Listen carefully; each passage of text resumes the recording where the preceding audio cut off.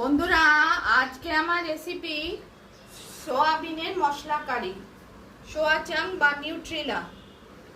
আমরা নিরামিষ দিনে এই রেসিপিটা বেস্ট রেসিপি আপনাদের সঙ্গে শেয়ার করছি।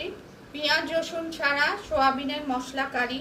প্রথমে সোয়াবিন বা নিউট্রিলা গরম জলে আধা ঘন্টা ভিজিয়ে রাখলাম, তারপর আধা ঘন্টা বা 40 মিনিট।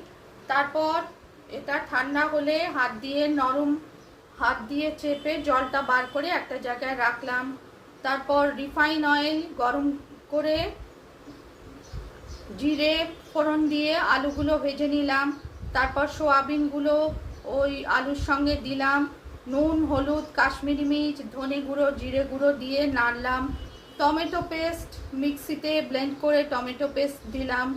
জল দিয়ে পরিমাণ মতো ঢাকা দিয়ে সেদ্ধ করতে লাগলাম। এরপর সেদ্ধ হলে তারপর হিং, আদা দিলাম, আর একটু ফুটিয়ে নিলাম। আর ঘি, গরম মশলা, শাহি গরম মশলা দিলাম। ধনেপাতা দিয়ে গার্নিশ করলাম। রেসিপি পছন্দ হলে লাইক করবেন, চ্যানেলটিকে সাবস্ক্রাইব করার অনুরোধ রইল।